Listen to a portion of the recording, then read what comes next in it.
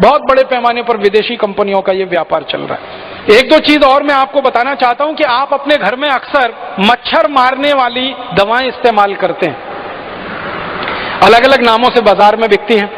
कोई जो है लिक्विड फॉर्म में आती है, आप उसको लगा देते हैं, कोई तो टिकिया के फॉर्म में आती है, आप उसको इस्तेमाल करते हैं, कोई तो कॉइल के फॉर्म में आती है, आप उसको इस्तेमाल करते हैं। कॉइल के रूप में मच्छर मारने वाली कोई भी दवा इस्तेमाल करें, टिकिया के रूप में इस्तेमाल करें या लिक्विड के रूप में इस्तेमाल करें, उनमें जो इस्तेमाल होने वाला केमिकल है वो डी एथिलीन है, वो मेल्फोक्विन है और वो फॉस्फीन है। ये तीन खतरनाक केमिकल हैं जो इस्तेमाल होते हैं, और ये तीनों केमिकल यूरोप और अमेरिका के 56 देशों में बंद है और 20 साल से बंद है।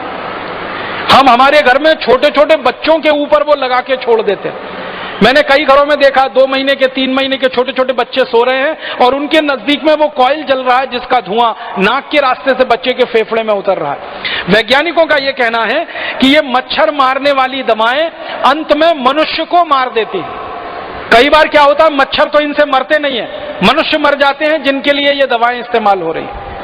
और ज्यादातर इन दवाओं का व्यापार, डी एथिलीन का व्यापार, फॉस्फीन का व्यापार हिंदुस्तान में विदेशी कंपनियों के कंट्रोल में है और वो अंधाधुंध केमिकल इंपोर्ट करके लाके बेच रहे हैं और भारत की कुछ स्वदेशी कंपनियां भी बनाकर उनको बेच रही हैं।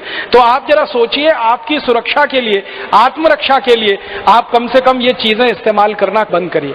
फिर आप बोलेंगे मच्छर तो हैं, उनका तो क्या उपाय है? सबसे अच्छा उपाय है मच्छरदानी लगा के सोइए। स्वदेशी है, सस्ती है, क्वालिटी में अच्छी है, सारे देश में उत्तर से दक्षिण, पूरब से पश्चिम मिलती है और कोई साइड इफेक्ट नहीं है, कोई एक्सपायरी डेट नहीं है, एक बार खरीदी तो 20-25 साल चलेगी। और तरह तरह की मच्छरदानियां आने लगी हैं।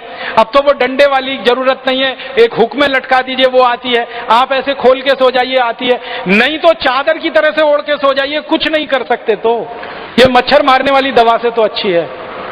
मच्छर मारने वाली दवाएं खरीदें, विदेशी कंपनियों को मुनाफा दें, उससे अच्छी अपनी मच्छरदानी है। और आप चाहें तो एक छोटा प्रयोग और करके देख सकते हैं। नीम होता है ना, नीम का तेल बाजार में मिलता है, तो नीम का तेल ऐसे जलाएं दीपक के रूप में। एक दीपक ले लें, उसमें रुई की बाती बनाएं, नीम का तेल जला के दीपक को रख दें। वो दीपक जितनी देर जलेगा एक भी मच्छर कमरे में नहीं आएगा। इतना सस्ता और सरल उपाय। नीम का तेल बाजार में 30-40 रुपए लीटर मिलता है, 1 लीटर तेल खरीदेंगे, बड़े आराम से 3-4 महीने चलता है। और दूसरा एक तरीका है, गाय के गोबर से बनी हुई अगरबत्ती और गाय के गोबर से बनी हुई धूप बत्तियां भी बाजार में अब आ गई हैं, कई गौशालाएं उनको बनाती हैं, उनको जलाकर आप सो जाइए, वो भी मच्छर को भगाती हैं और क्वालिटी में मच्छर अगरबत्ती से अच्छी। अगर गाय के गोबर की अगरबत्ती, धूप बत्ती जलाएंगे तो पैसा किसी गौशाला को मिलेगा और उससे गाय की रक्षा होगी, और गाय की रक्षा के बाद अंततः देश की ही रक्षा होने वाली है। और अगर आप मच्छर अगरबत्ती खरीदेंगे तो पैसा किसी विदेशी कंपनी के पास जाएगा और उस पैसे से आपका भी नुकसान, देश का भी नुकसान हो जाए। सारे देशभक्त हमारे वीडियो को लाइक, शेयर और हमारे चैनल को सब्सक्राइब करें। जय हिंद।